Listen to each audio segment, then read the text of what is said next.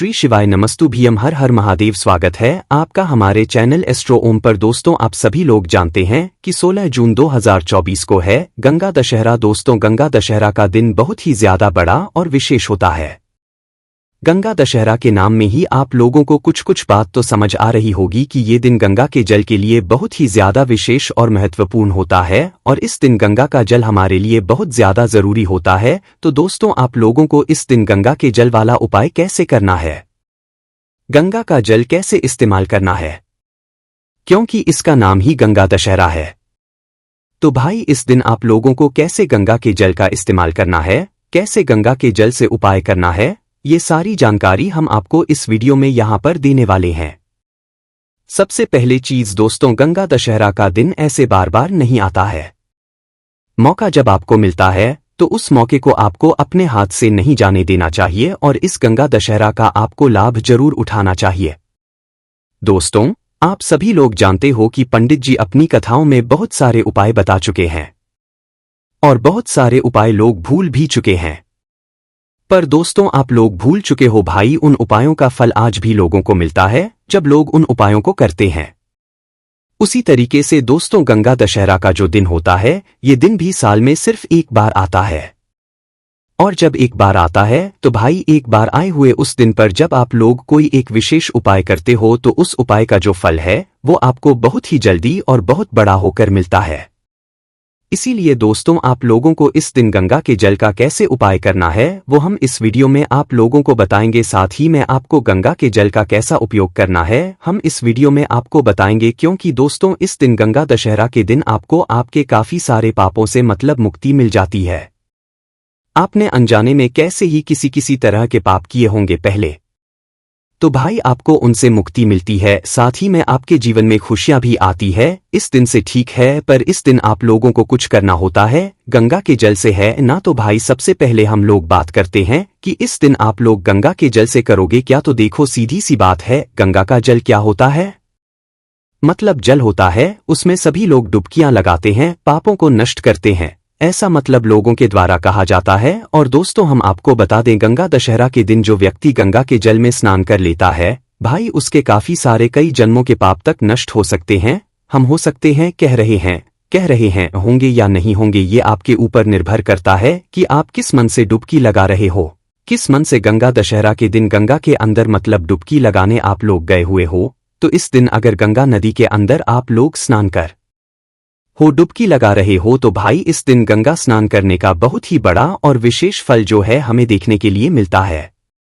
और डुबकी लगाने का भी बहुत ही बड़ा और विशेष महत्व यहां पर हमें देखने के लिए मिलता है।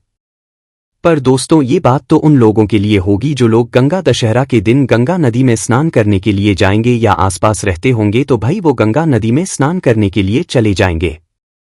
पर उन लोगों के लिए क्या जो गंगा नदी में स्नान करने के लिए ना जा सके, या वो लोग इस दिन मतलब ना जा रहे हो गंगा स्नान में, तो उनके लिए क्या हो सकता है, वो एक काम कर सकते हैं कि भाई, सभी लोगों के घर में गंगाजल तो जरूर उपस्थित रहता है। आप किसी तीर्थ स्थान पर गए हुए होंगे तो भाई आप वहां से गंगाजल जरूर लेकर आए हुए होंगे, चाहे थोड़ा सा लाए हुए होंगे, चाहे ज्यादा लाए हुए होंगे, है ना। तो भाई, उन लोगों को मात्र ये काम करना है कि गंगा दशहरा के दिन सुबह सुबह ब्रह्मा मुहूर्त में, कौन से मुहूर्त में, ब्रह्मा मुहूर्त कब से कब तक होता है, ये आपका मुहूर्त 4 बजे से लेकर 5-6 बजे तक मतलब चलता है। वैसे 4 बजे के बाद से ये मुहूर्त शुरू हो जाता है। तो भाई, आपको क्या करना है, जो ब्रह्मा मुहूर्त होता है, इस ब्रह्मा मुहूर्त में उठना है। चलो, ब्रह्मा मुहूर्त में उठ जाओ तो भी ठीक है, नहीं भी उठो तो भी 5 बजे उठो, 6 बजे उठो, 7 बजे उठो, 8 बजे उठो। पर गंगा दशहरा के दिन आप लोगों को ये वाला काम जरूर करना है। क्या करना है, आपके घर में जब आप लोग मतलब गंगाजल तो रखा हुआ होगा ना, तो गंगाजल को निकाल लेना। गंगाजल को निकालने के बाद दोस्तों, आपको क्या करना है, अगर आपके पास देखो 2 तरीके से यहां पर बात निकल कर आती है कि अगर आपके पास ज्यादा मात्रा में गंगाजल है तो एक अलग बात होगी, और आपके पास कम गंगाजल है तो एक अलग बात होगी। सबसे पहले हम उसके बारे में बात करते हैं कि अगर आपके पास ज्यादा मात्रा में गंगाजल है, आप किसी तीर्थ स्थल पर गए हुए होंगे, तो भाई वहां से आप लोग अच्छी मात्रा में, ज्यादा मात्रा में गंगाजल लेकर आए हुए होंगे। तो मात्र आपको करना क्या है, जब आप लोग सुबह सुबह स्नान करने के लिए जाओ तो अगर आपके पास ज्यादा मात्रा में गंगाजल रखा हुआ है तो क्या करना है आप लोगों को? एक लोटा लेना है, उस लोटे के अंदर पूरा फुल गंगाजल भर लेना है। ये बात कब करनी है आप लोगों को?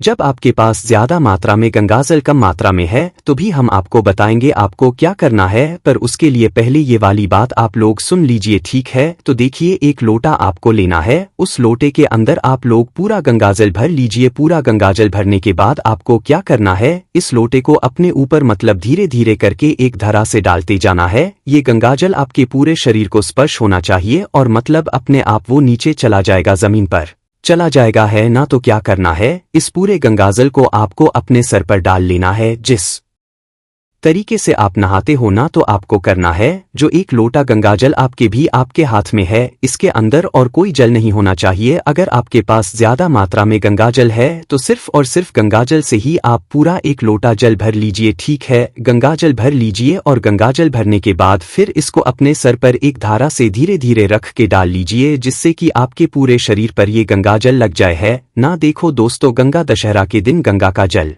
जब आपके शरीर पर स्पर्श होगा तो आपकी काफी सारे पाप नष्ट होंगे, आपके शरीर में जो रोग और बीमारियां होंगी वो भी दूर हो सकती है। बहुत ही बड़ा और महत्व होता है गंगा दशहरा के दिन, और गंगा दशहरा के दिन गंगा नदी में स्नान करने का विशेष महत्व होता है। गंगा नदी में स्नान ना भी कर पाओ तो गंगा नदी का जो जल होता है उससे एक बार स्नान करने से या उसका कुछ भाग जो है अपने शरीर पर स्पर्श करने से भी हमें बहुत ज्यादा लाभ होता है। तो उसी तरीके से हम आपसे कह रहे हैं कि ज्यादा मात्रा में गंगाजल है तो एक लोटा गंगाजल भरो और अपने ऊपर डाल लो, ठीक है? और ऊपर डालोगे एक धारा से धीरे धीरे करके डालोगे तो वो आपके पूरे शरीर को स्पर्श होता हुआ चला जाएगा। उसके बाद में आप लोग जो है बाद में अपना जो भी स्नान है वो कर सकते हो। ऐसा कर सकते हो कि पहले आप लोग जो है मतलब अपना स्नान कर लो, फिर बाद में गंगाजल डाल लो, पर ये सही नहीं रहेगा। ये सही यही रहेगा कि जब आप स्नान करना चाहो तो सबसे पहले आप अपना भाई एक लोटा गंगाजल ही डालो, वो ज्यादा बेहतर रहेगा। अब आप अपने हिसाब से जैसे करना चाहो, पहले गंगाजल डालना चाहो तो पहले डाल सकते हो, बाद में डालना चाहो तो बाद में डाल सकते हो, है ना? ऐसा कर सकते हो कि पहले आपने एक लोटा पूरा गंगाजल अपने सर पर डाल लिया, उसके बाद में कुछ गंगाजल की बूंदे आप अपने उस नहाने वाली बाल्टी में भी डाल लो, जिससे आप लोग नहाने वाले, क्योंकि एक लोटा से तो आप नहा नहीं सकते, तो भाई एक लोटा आपके पूरे शरीर में स्पर्श हो गया। उसके बाद में जिस बाल्टी से आप नहा रहे हो, जिस पानी से आप नहा रहे हो, उसके अंदर भी कुछ बूंदे गंगाजल की आप लोग डालकर फिर उससे स्नान करो, इससे आपको पूर्ण फल मिलेगा। इसके बाद में दोस्तों अब हम बात करते हैं उन लोगों के बारे में जिनके पास ज्यादा गंगाजल नहीं है, कम गंगाजल है। तो भाई उन लोगों को मात्र ये करना है कि जब वो गंगा दशहरा के दिन जिस भी मुहूर्त में नहा रहे हो, जिस भी समय नहा रहे हो सुबह सुबह, तो भाई जिस बाल्टी से वो नहाने वाले हो, जिस बाल्टी के अंदर उनका नहाने का जल भरा हुआ हो, उस जल के अंदर आप लोग मात्र क्या करो, कुछ गंगाजल की डाल लो, एक गंगाजल डाल लो या एक कटोरी गंगाजल डाल लो, मात्र आपको इतना करना है। फिर सिर्फ और सिर्फ उसी जल से आप लोग स्नान कर लीजिए। देखो, गंगाजल से जब आप स्नान करोगे तो आपको कुछ साबुन वगैरह नहीं लगाना है, आपको निरमा का इस्तेमाल नहीं करना है, किसी भी ऐसी चीज का इस्तेमाल नहीं करना है जब आप अपने शरीर पर लगाते हो, है ना? विशेष रूप से जब जब आप गंगाजल का स्नान कर रहे हो या गंगा दशहरा का मतलब गंगा दशहरा ये वाला स्नान कर रहे हो, आप ये समझो कि गंगा की कुछ बूंदे अगर आपकी बाल्टी में चली गई है तो वो पूरा गंगाजल ही बन गया है ना? तो उसके साथ में आपको अपनी शरीर पर कोई साबुन या कोई भी शैम्पू कुछ भी नहीं लगाना है, मात्र सादा पानी से आपको स्नान करना है, वो भी गंगाजल वाले स्नान से, है ना? गंगा दशहरा के दिन इस तरीके से आप लोगों को स्नान करना है। हमने आपको दोनों तरीके बता दिए हैं, ज्यादा गंगा जल है तो वैसे करना है, और गंगा जल है तो अपनी बाल्टी में जल मतलब कुछ बूंदे गंगा जल के डालकर उससे स्नान करना है। आपको पूर्ण फल मिलेगा और आपके पाप भी नष्ट होंगे और आपके जीवन में सुख और शांति भी बनी रहेगी। और ये काम घर के सिर्फ एक सदस्य को नहीं बल्कि सभी सदस्यों को करना है। गंगा दशहरा का बहुत ही बड़ा और विशेष महत्व होता है, ठीक है? अब ये तो बात हो गई खुद की, हाँ हमने इस दिन गंगा स्नान कर लिया गंगा दशहरा के दिन, ताकि हमारे जीवन में सुख और शांति बनी रहे, हमारे पाप भी नष्ट हो जाए। अब बात आती है, क्या इस दिन हम गंगा के जल से कुछ उपाय भी कर सकते हैं? बिल्कुल कर सकते हैं, और उपाय का जो आपको फल है वो भी बहुत जल्दी मिलेगा, क्योंकि आप गंगा दशहरा के दिन ये वाला उपाय कर रहे हो। आप सभी लोग जानते हो कि जो पंडित जी उपाय बताते हैं वो शिव जी से जुड़े हुए बताते हैं, तो भाई शिव जी से जुड़ा हुआ उपाय है, तो तो भाई सीधी सी बात है कि इसमें हमें गंगाजल का बहुत ही बड़ा फल मिलने वाला है। आप सभी लोग जानते मतलब शिवजी के सर पर गंगा का वैसे भी स्थान है और गंगा का जल हमेशा उनके सर पर से गिरता रहता है। ये बात आप सभी लोग जानते ही जानते हो है ना। तो भाई क्या करना है आप लोगों को, जब आप स्नान करके खुद इस गंगा के जल से स्नान करके आप लोग मतलब सुबह सुबह भगवान शिवजी के मंदिर जाओगे ना, तो एक लोटा जल तो आप लोग लेकर जाओगे ही जाओगे। तो आपको करना क्या है, मात्र आपको ये करना है कि आपने जो अपने घर के परिंदे से, अपने घर के मटके से या अपने घर के रसोई घर में जहां पर पीने का पानी रखा जाता है वहां से जो एक लोटा जल जी पर चढ़ाने के लिए भरा हुआ है, उस एक लोटे जल के अंदर आप कुछ गंगाजल की बूंदें डाल लो। कितनी कुछ बूंदें, भले ही एक ही बूंद क्यों ना डाल लोगे चल जाएगा। एक बूंद की भी गंगाजल की अगर उसके अंदर चली गई तो वो पूर्ण रूप से गंगाजल एक तरीके से बन जाता है ना। तो भाई उस एक लोटे जल के अंदर जो शिवजी के ऊपर आप चढ़ाने वाले हो उसके अंदर कुछ बूंद गंगाजल की आप लोग डाल लेना। फिर इस जल को लेकर आप जाना शिवजी के मंदिर में, जो भी आपकी पूजन सामग्री है वो आप लोग लेकर जा सकते हो। गंगा दशहरा के दिन गंगा का जल,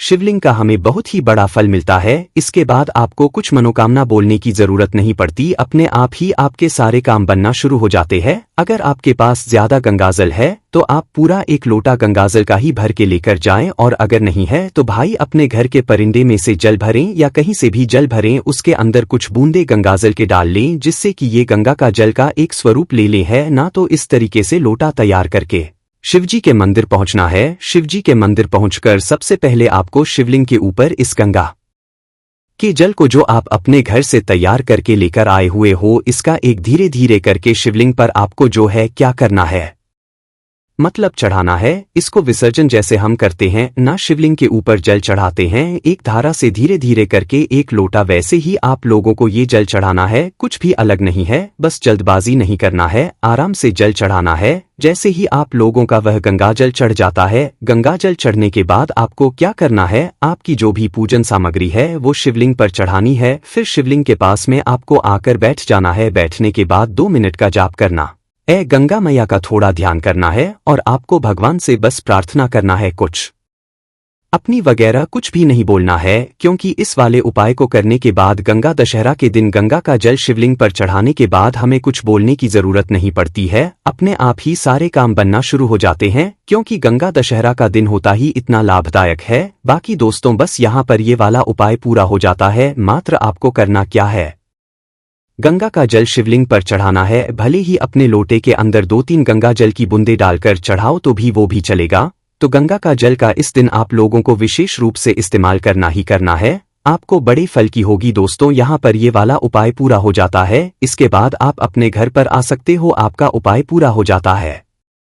इस उपाय करने में या इस जानकारी को समझने में आप कोई भी दिक्कत, समझ में परेशानी आती है तो आप हमसे कमेंट करके पूछ सकते हैं। श्री शिवाय नमस्तुभ्यम, हर हर महादेव।